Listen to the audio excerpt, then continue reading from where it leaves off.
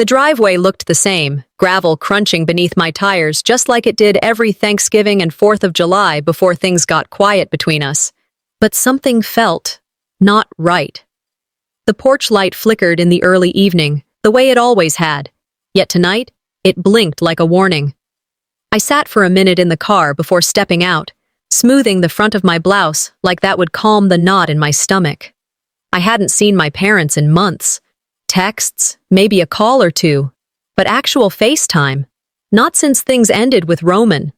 Not since the silence swallowed up our family like fog rolling in off a cold lake.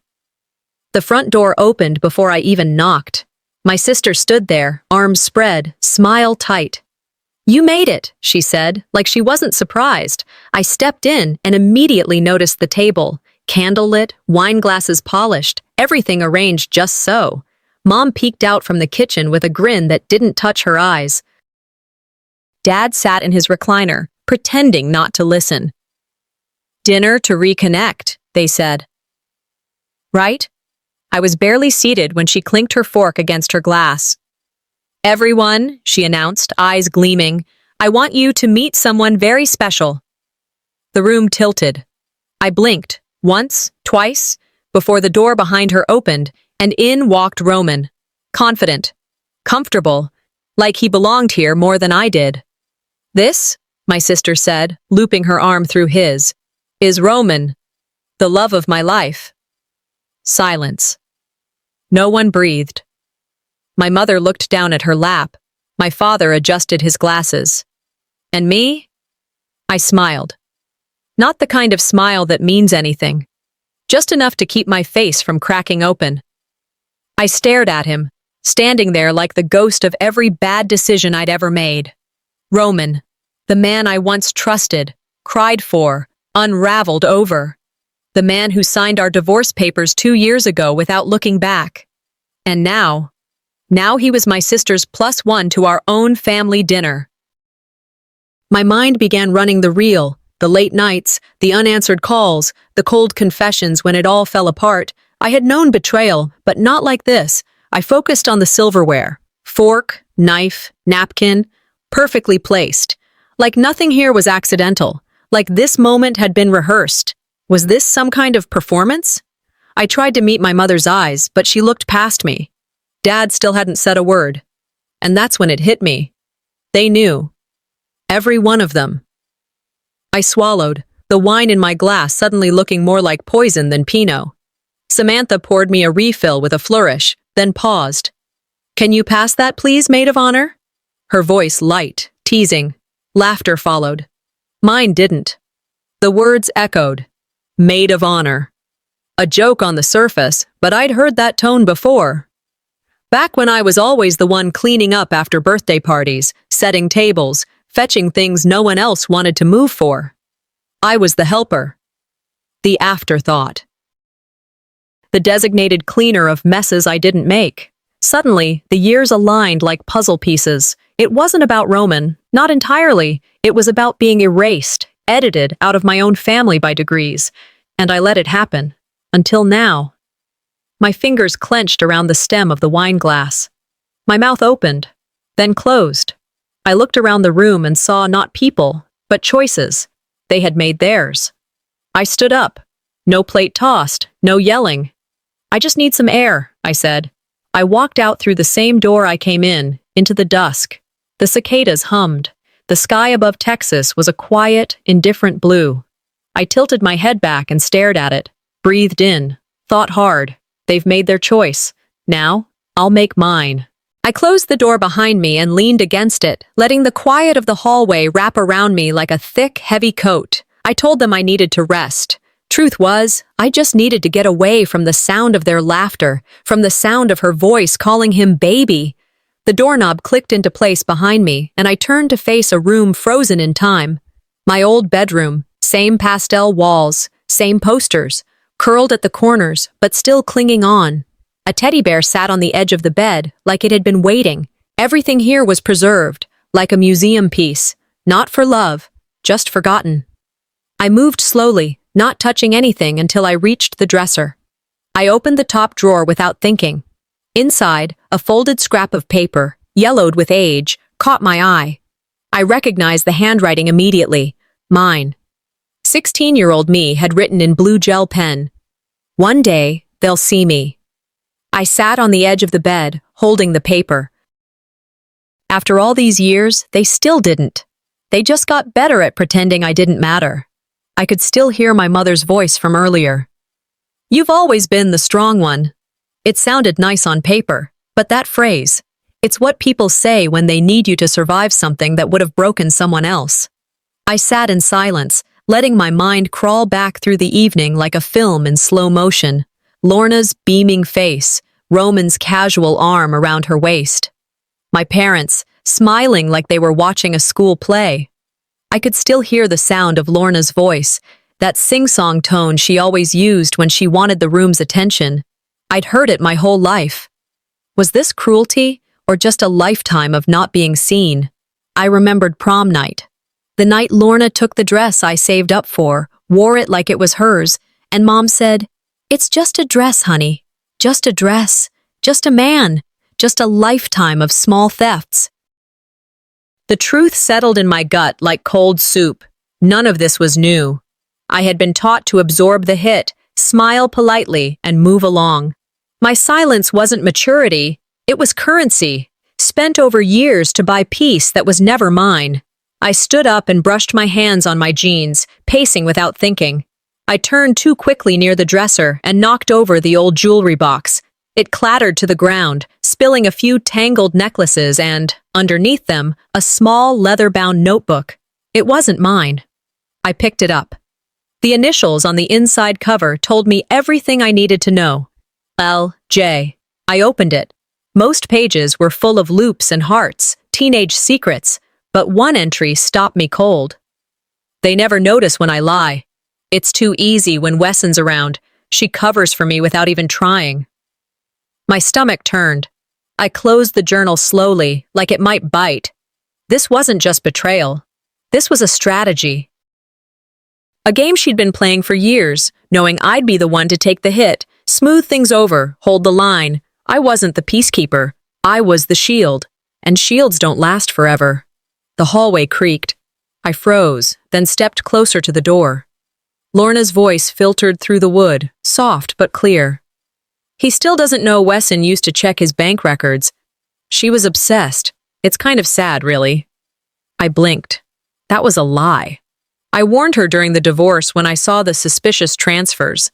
She had begged me to help, then made me the villain in her story. I reached for my phone on the nightstand, thumbed it to record, and quietly opened the door just a crack. Her voice carried, "She made it easy. Always so serious. Always watching." I stopped recording, heart pounding, not from fear but clarity. If they wanted to paint me as the unhinged ex, the jealous sister, fine. I'd show them what control really looked like. I walked back down the hall, past the portraits that never featured me, toward the sound of clinking glasses. The dining room hadn't changed. They were still there, still laughing. I poured myself another glass of wine, took a sip, and set it down. "Lorna," I said, calm as the sky before a storm. "I forgot to thank you for inviting Roman tonight. It really opened my eyes." Silence. Every head turned. They heard it. They heard me. I smiled. Not the polite kind, the kind that meant something was shifting. I woke before the sun had fully climbed over the trees. The house was quiet, too quiet, like it was holding its breath. I wrapped myself in the same sweater I used to sneak out in as a teenager, then walked out to the patio. The air was cool, not crisp, just still, that kind of still that creeps under your skin.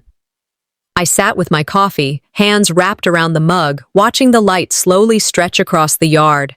The garden Mom once kept tidy had gone a little wild, weeds creeping through flower beds, shrubs untrimmed, just enough neglect to say, "We stopped caring a while ago," but couldn't admit it.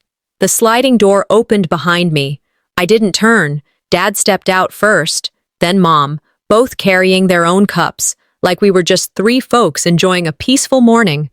Small talk started, a neighbor's new fence, someone's daughter getting engaged, the usual fluff people throw in the air to keep it from settling. Then Dad said, "Lorna's planning a brunch next weekend, celebration of sorts. You think you'll come?" I looked straight ahead. "She already invited me." He nodded, sipping, like that answered something. They said nothing about last night, not a word about Roman, or the journal, or what Lorna said in the hallway. Just silence, wrapped in familiarity, like the family had a language of its own, and its grammar was denial. I sat there thinking, we didn't lose the ability to speak truth, we just became fluent in pretending. It brought me back to years ago, the night I told Mom about Roman cheating. We were in the kitchen, late. I was shaking. I told her he'd been texting other women, that I'd seen the messages. She barely blinked. "Relationships are hard, sweetheart. Don't exaggerate." I remember nodding, even apologizing, like I had overreacted, like I needed to be easier to love. But sitting here now, years later, I saw it differently. She hadn't been ignorant.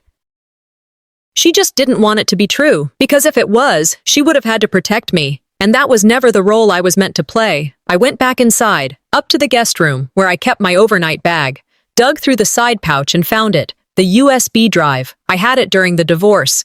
Proof Roman had been moving money, hiding things. I never used it. Thought it would make things messy, make the family choose sides. I plugged it into my laptop. Files loaded slowly. My stomach did a quiet twist as I opened one, then another. Transfer logs, account switches, even screenshots I'd taken of conversations. Not just betrayal, fraud. And I did nothing. I thought I was being noble. I thought I was keeping the family together. Now, I knew better. I wasn't noble. I was scared of being inconvenient. And silence, my silence, didn't keep peace. It built a cover for corruption. I closed the laptop and grabbed a notepad from the drawer. Started writing. Not poetry. Not letters, facts, dates, moments. I wasn't planning revenge. I was reclaiming the truth. For every moment I swallowed my voice, I was now putting it down in ink. My life, my story, in my own words. "You are not crazy," I whispered. "They are comfortable." The weight lifted. Not all at once, but enough. This wasn't just about Lorna or Roman. It was the whole system. This family that made me its shield and called me strong so they could stay weak. I was done playing along. A knock at the door. I opened it to a courier in uniform, holding a cream envelope embossed in gold. I took it, closed the door, and opened it at my desk. Formal invitation, engagement brunch, RSVP details. Inside, a small handwritten note, unmistakably Lorna's handwriting. "Don't cause drama. Be gracious for once." I read it once, then again. I laughed. Not because it was funny, because it was finished. And just like that, the line was drawn. 2 days later, I sat with them again. Same living room, same couch I used to nap on as a kid. Lorna and Roman were perched side by side, practically glowing. My parents watched them like they were proud of some masterpiece. Tea was served. Chatter filled the air, mostly about expanding the business, how everyone played a part. Then my mother turned to me with a sweet tone. "And Wesson's doing her part too, right?" Before I could answer, Lorna jumped in. "Oh, she helped organize supplies once, but it was Roman's vision from the start." The words didn't sting, they settled, like dust after something precious breaks. I nodded, swallowed hard, and looked at the cup in my hand, counted to 3, then 4. My throat tightened, but I said nothing. Flash of a memory, Roman once telling me, "You have a mind for structure, Wes. I'd be lost without your systems." He said it after I stayed up 3 nights sorting their first order logistics. But that version of the story disappeared somewhere between Lorna's ambition and my silence. I let it go, or at least I pretended I did. Later, Savannah found me by the patio steps. Her eyes darted toward the house, then back to me. "Can you help me with the potted lavender? They're looking sad." I followed her out, brushing dirt off the planter when she suddenly leaned in. "I should have told you earlier," she whispered, "but I accepted money from them to spread stories about you." I blinked. "What stories?" She handed me her phone. A screenshot, a text she was paid to post online. It read, Wesson's obsessed, always watching Roman, like she never let the divorce go. Everything slowed. I couldn't feel the wind anymore, couldn't hear the birds. I just stared at the lie, crafted with such precision it looked like truth. "Why would you do this?" I asked. "They needed a story," she said, almost ashamed. "And you were quiet. Too decent." Easy target. I wanted to scream, but I didn't. I looked at her, nodded once, and walked away. Back inside, the kitchen smelled like lemon-scented cleaner and control. My mother was slicing oranges, wiping counters like she was preparing for royalty. She glanced up. "Be gracious, Wesson. This is for the family's sake." I said nothing. She turned to me fully. "You know how proud your father is. Don't embarrass him." The words landed with the weight of warning, not love. "This family, we survive by standing together," she said. "Even if we disagree." I heard it, loud and clear. Loyalty over truth. She didn't have to say the rest. I already knew.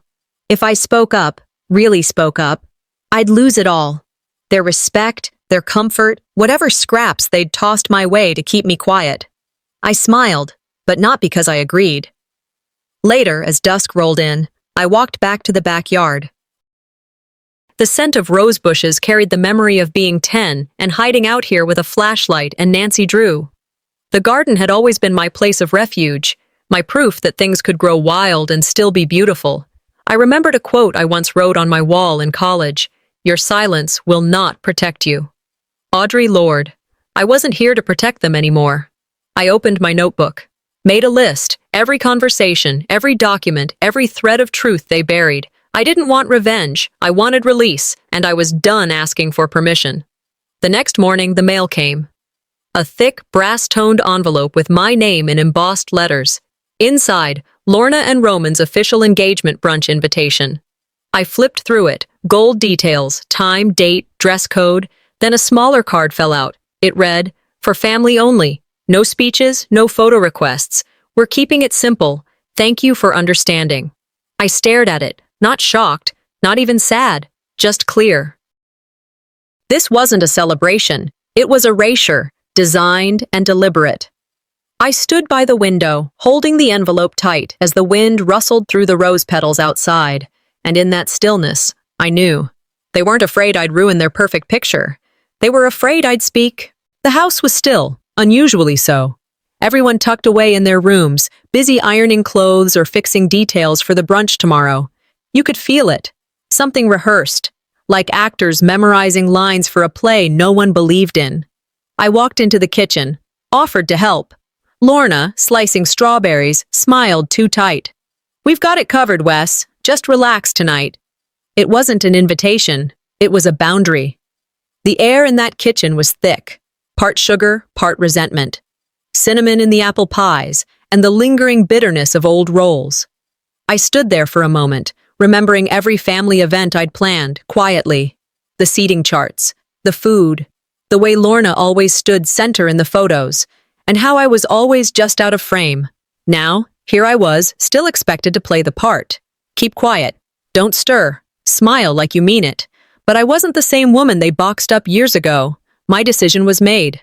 I was going to speak, invited or not. Around 9, I stepped out to the back porch with a glass of wine. The crickets hummed in rhythm with my thoughts.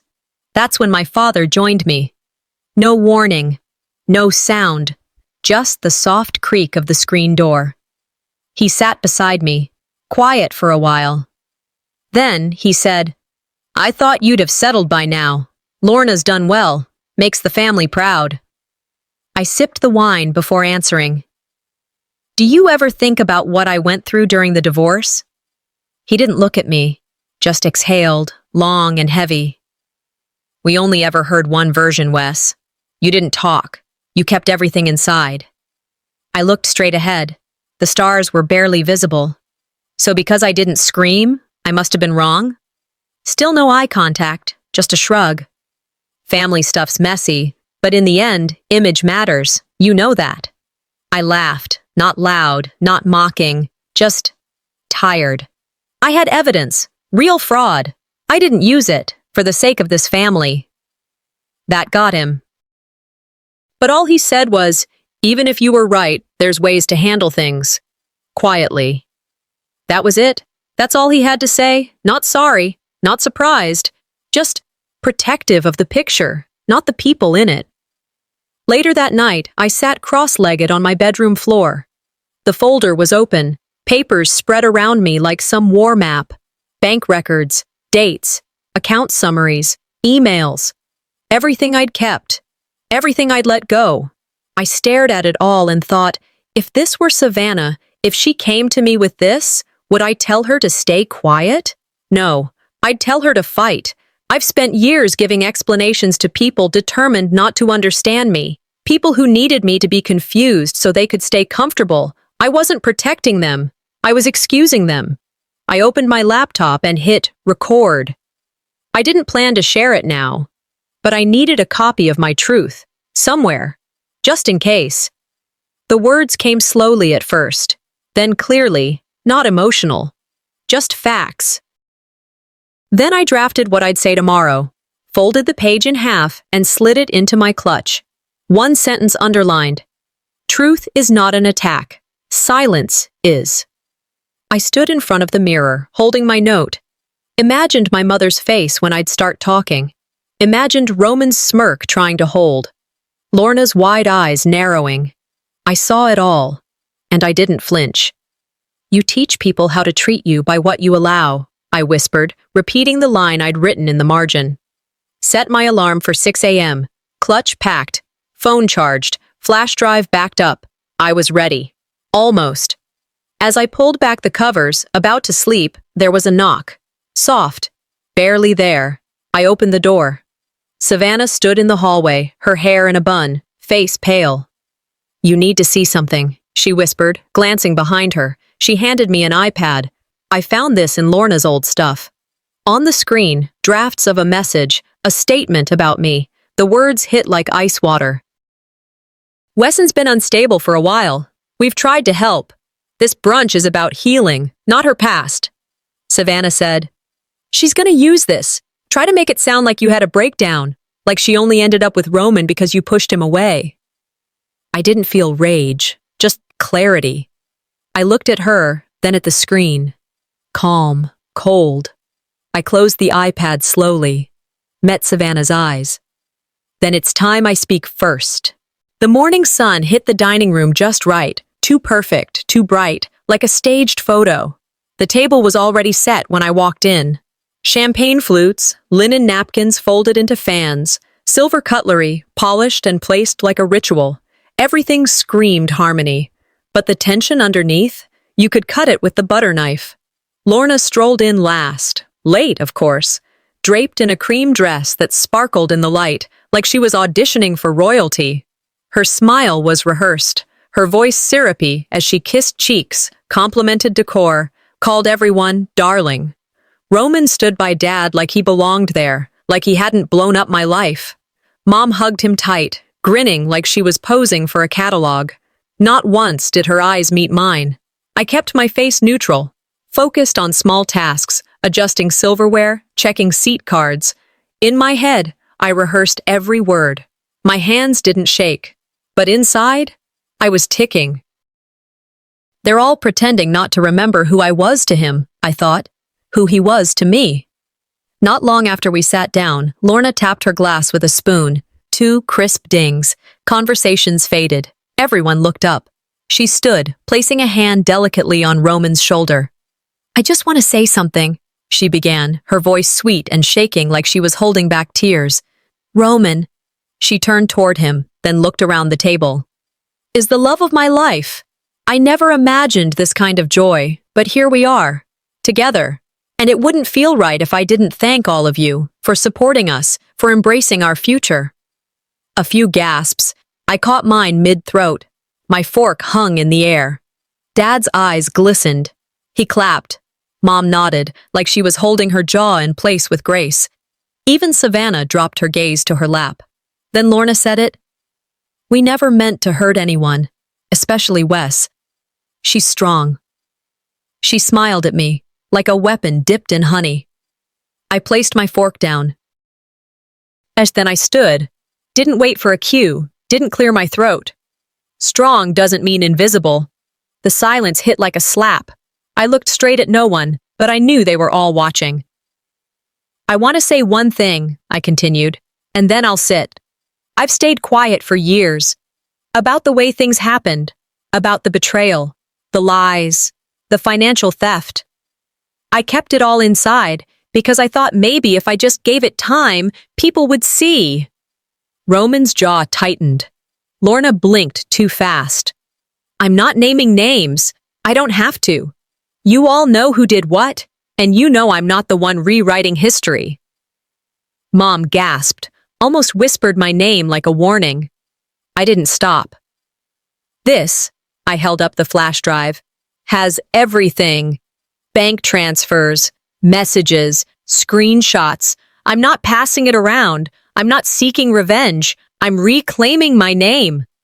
I placed it gently on the table, right next to the centerpiece of roses. Lorna laughed, loud, sharp. Oh, come on! This is so dramatic, Wesson. Roman didn't laugh. He went pale. Mom's voice cracked. Please, don't do this today.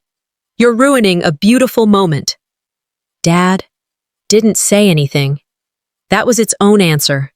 Savannah reached under the table, found my hand. I didn't let go. I looked around, slow and clear. You don't have to believe me, I said. But don't ask me to lie anymore. And then I walked. Didn't wait for dessert. Didn't care who stood or didn't. My heels hit the floor like a metronome, one step after another, until I was out. In the guest room, I closed the door behind me, locked it, and sat on the bed, opened my laptop, plugged in the drive. I emailed the files to myself. Then I BCC'd a lawyer I'd spoken to once, years ago. Attached the folder. Added 2 lines. Just in case, you'll know when. My phone buzzed, blocked number. Message. You think you won, huh? Roman. That was his style, cowardly and coded. I stared at the screen, then whispered aloud, let's see who's strong now. And I stood up again. Not for them, but for me. I woke up before sunrise. The sky was just lightening, the air cool and still.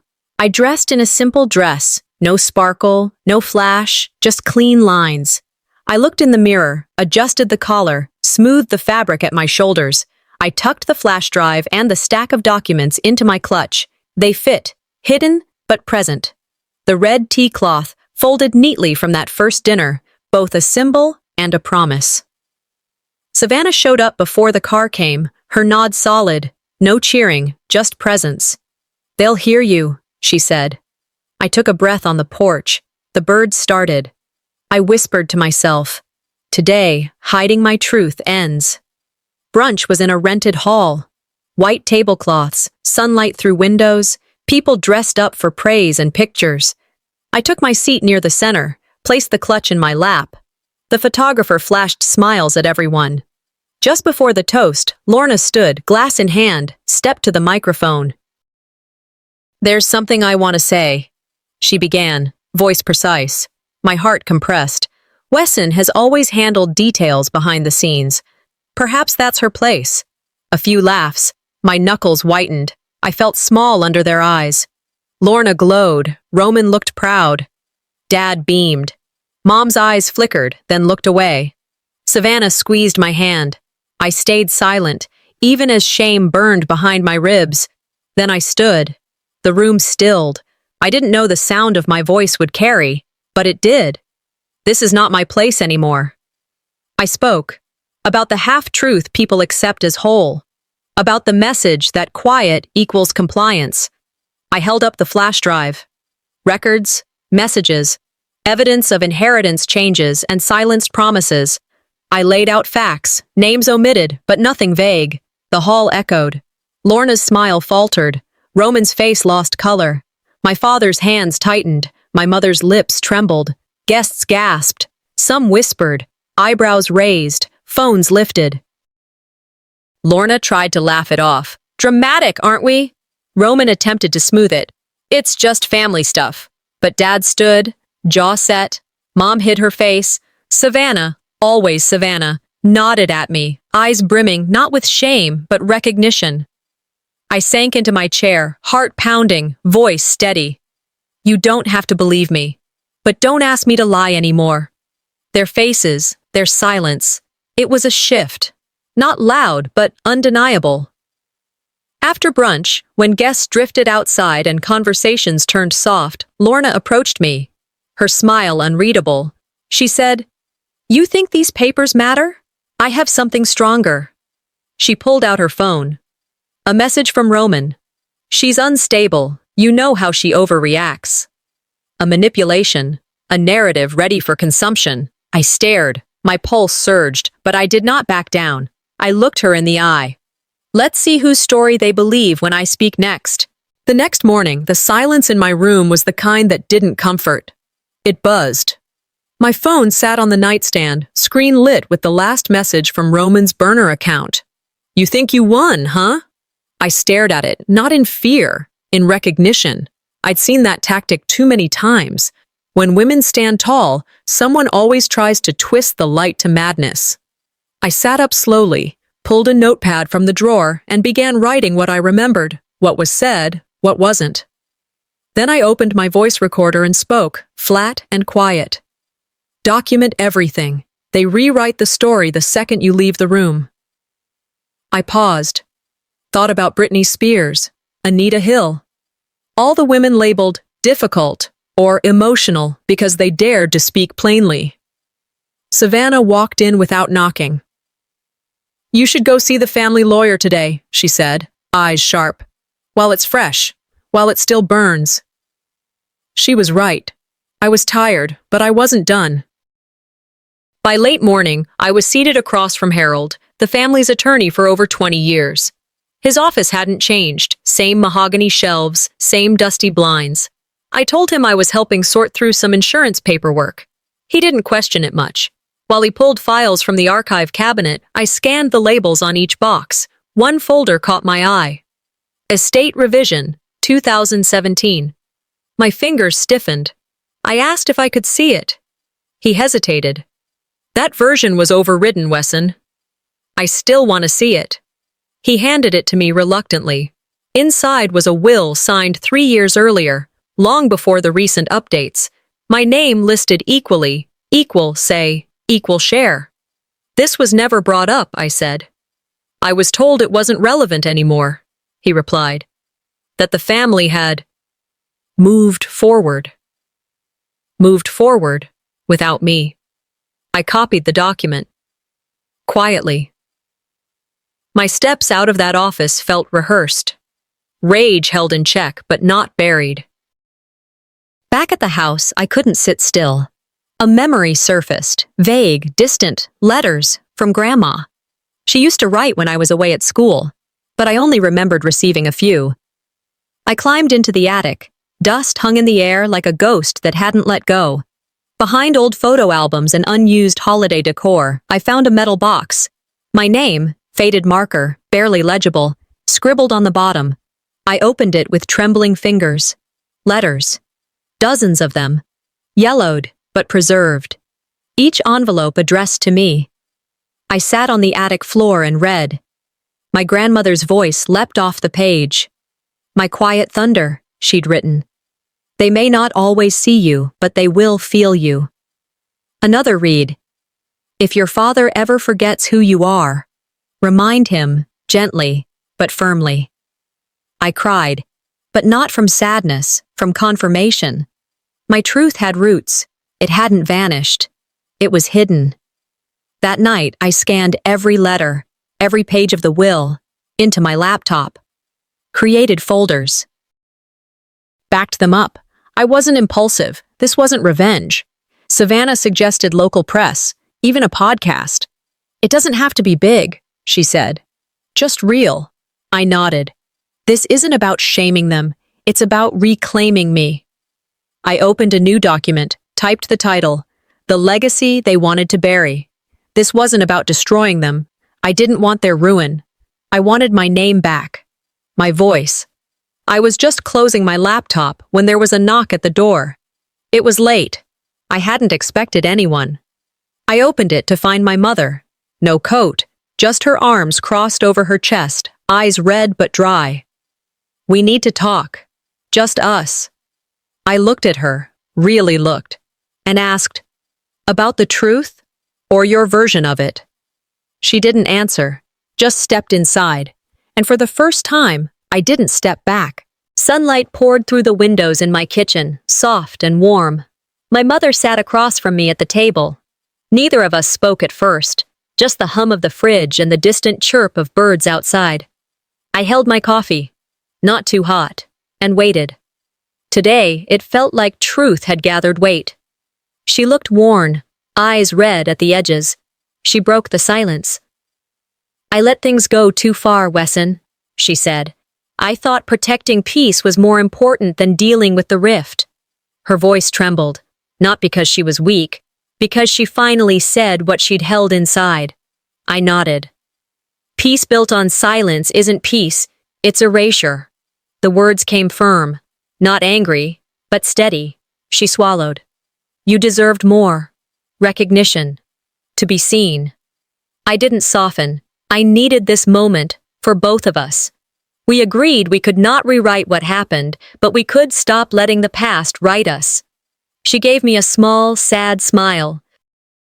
And for a moment, I saw a mother I thought lost behind rituals and expectations. She left the room quietly, closing the door gently. I sat in the light, breathing. Later, I stood behind a podium at the local community hall. A women's group was gathered, faces older, younger, scars showing in different ways. I read pieces from my grandmother's letters, passages of my statement, no names, just truth. I spoke how silence in families carries on through generations. Tears glistened on cheeks in the dim hall light. Someone in the back whispered, "Thank you. I was the forgotten daughter, too." My purpose, one I feared I lost, is here again. Healing others, healing myself. That afternoon, a letter came in the mail. Typed envelope, from Harold, the attorney. Inside, correction, my name listed properly in the family trust. Not about money, about legacy, about being recognized where I always belonged. I placed that document beside my grandmother's first letter. I whispered, "You remembered me, so I remembered myself." Back home, I wrote in my journal, in my sunroom, gentle breeze, plants thriving. I drafted a plan, Thunderhouse, for girls aging out of foster care, for those whose voices are muted. Savannah helped with ideas. Roman, oddly, listened from the background, not involved, but aware. I no longer seek their approval, only purpose. Sipping tea, letting the sunset stretch across the sky, I wrote, "I was never just the maid, I was the memory they feared." I caught my sister claiming my story, but I kept the chapters that mattered.